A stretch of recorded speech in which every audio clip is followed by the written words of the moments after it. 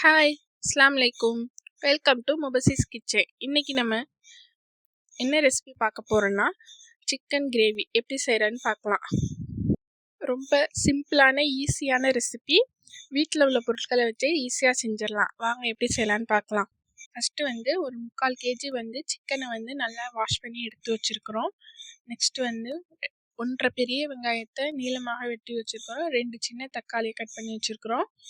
Next ஒரு கடாயில் எண்ணெய் ஊற்றி கட் பண்ணி வச்சுருக்கிற வெங்காயத்தை போட்டு அதில் வதக்கணும். வெங்காயம் சீக்கிரமாக வதங்குறதுக்கு என்ன பண்ணணும்னா கொஞ்சமாக உப்பு, கல்லுப்பு சேர்த்து மூடி வச்சோம்னா வெங்காயம் சீக்கிரமாகவே வதங்கிடும். வெங்காயம் வதங்கின பிறகு 1.5 டேபிள் ஸ்பூன் இஞ்சி பூண்டு பேஸ்ட்டை போட்டு நல்லா பச்சை வாசம் போகிற வரைக்கும் கிண்டணும்.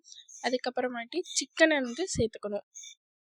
சிக்கனை சேர்த்ததுக்கப்புறம் மஞ்சத்தூள் 1/2 ஸ்பூனும் 1.5 ஸ்பூன் உப்பு சேர்த்து நல்லா கிளறி விட்டு மூடி வைக்கணும். சிக்கனில் தண்ணி பிரிஞ்சு அது வற்றி எண்ணெய் பிரிகிற வரைக்கும் வச்சுருக்கணும். அதுக்கிடையில் நம்ம இப்போ மசாலா ரெடி பண்ணிடலாம். மசாலா ரெடி பண்ணுறது எப்படின்னு வாங்க பார்க்கலாம். அதுக்கு மசாலாவுக்கு 5 டேபிள் ஸ்பூன் துருவின தேங்காய் எடுத்துக்கணும். 1 ஸ்பூன் சோம்பு, 1/2 ஸ்பூன் சீரகம், 3/4 ஸ்பூன் மிளகு. இதை எல்லாத்தையும் எடுத்து மிக்ஸி ஜாரில் மாற்றிக்கிட்டு நல்லா வச்சுக்கணும் பேஸ்ட்டாக. இப்போ சிக்கன் பிரிஞ்சு வந்துருச்சு. சிக்கனில் எண்ணெய் பிரிஞ்சு வந்துருச்சு.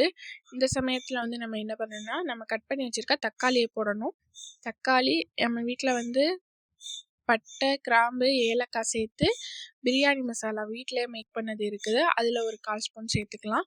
காரத்துக்காக 1/2 ஸ்பூன் மிளகாய்த்தூள் சேர்த்துக்கிறோம்.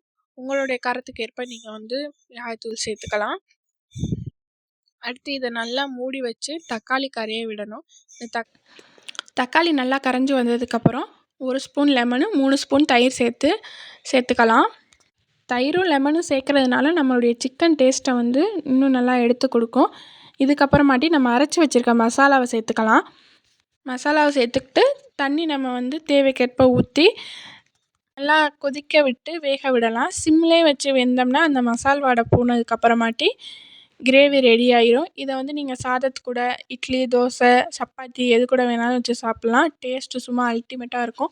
ஒரு தடவை ட்ரை பண்ணி பார்த்துட்டு கமெண்ட்டில் சொல்லுங்கள். பாய், அஸ்ஸலாமு அலைக்கும். நம்மளோட சேனலை சப்ஸ்கிரைப் பண்ணுங்கள், லைக் பண்ணுங்கள், ஷேர் பண்ணுங்கள், கமெண்ட் பண்ணுங்கள்.